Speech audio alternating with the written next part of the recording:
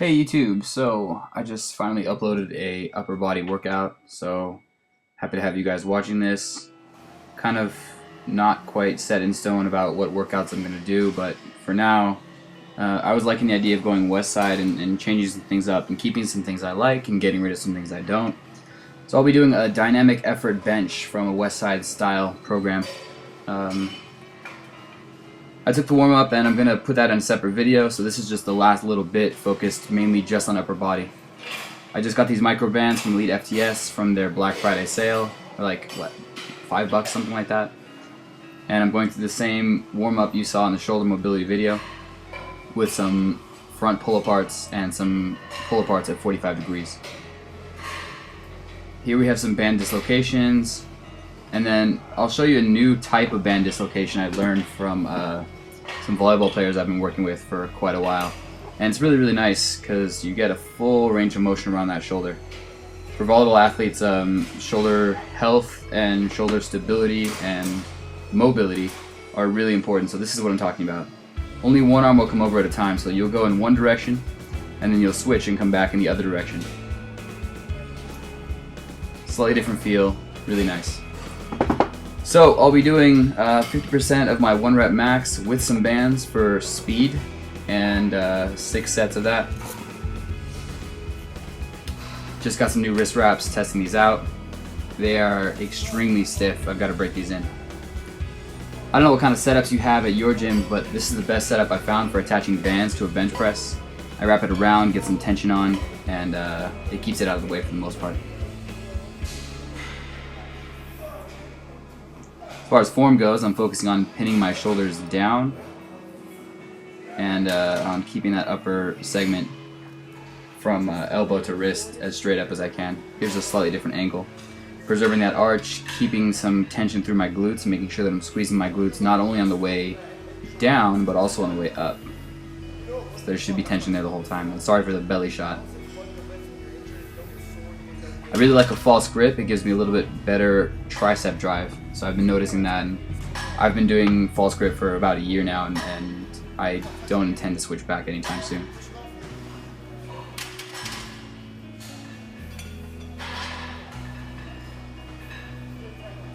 Cool, so from here I'll go to floor presses, and I really like these, especially dumbbell. Barbell, I get a little shoulder kind of stability, funny stuff going on with my left one. So I switched to dumbbell where I can change the angle of my hand slightly and still get a really good drive. So this is my warm-up set. I'll get both up on my thighs, kick them back, and focus on full range of motion, elbows all the way down to up.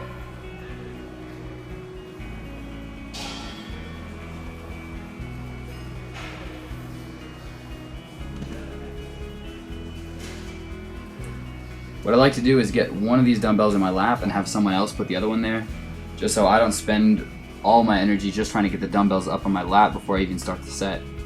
So this guy was nice enough to hand them off to me before I started, so I was really appreciative for that. I think I'm working with 125s here. My goal is in the next few weeks to get up to 135s, and my gym goes to 150s, so I really want to be using those by the end of this cycle.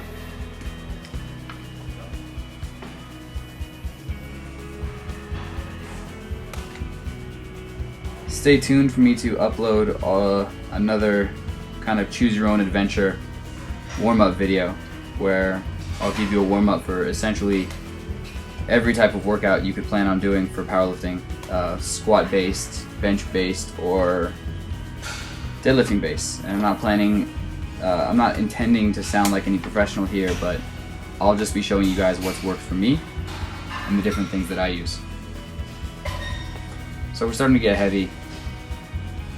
I really like keeping these angled instead of in a straight line. I feel that I get a better connection, mind-muscle connection.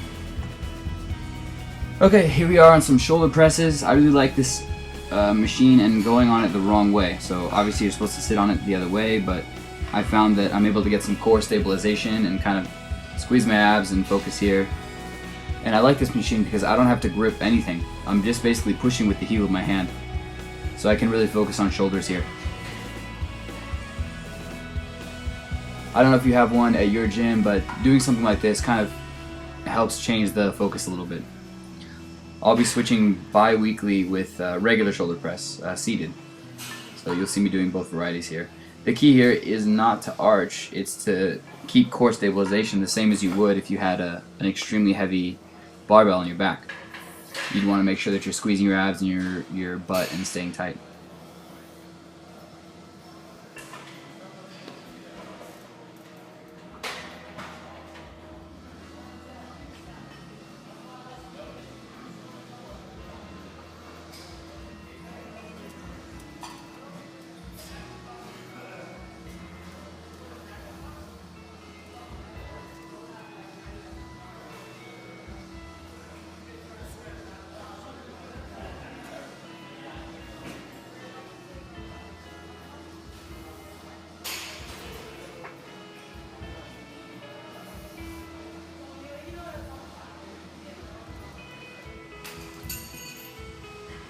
Alright, next we're on some awesome pull-up variation that I made.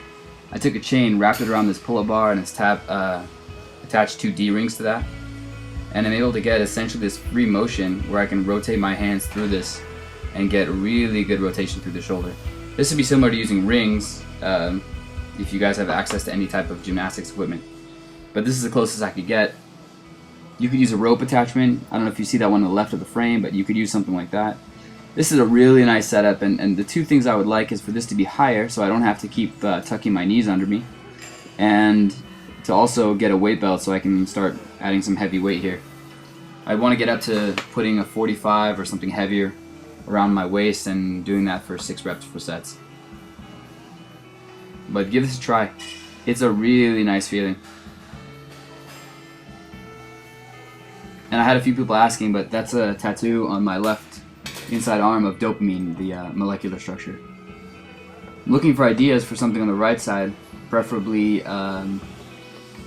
chemistry-based or knowledge-based or science-based, because that's what gets me.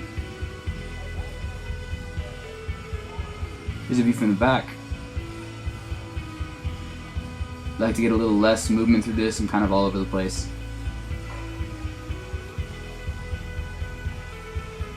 I'm a huge stickler for form.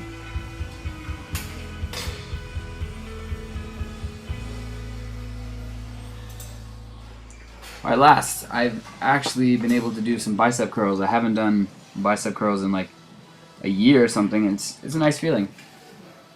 It's good. So this is 90. I think I've got this for 6 reps or something like that. I don't have any aspirations to be the best bicep curler, but my goal is to get this up to 120, 130. Alright, thank you guys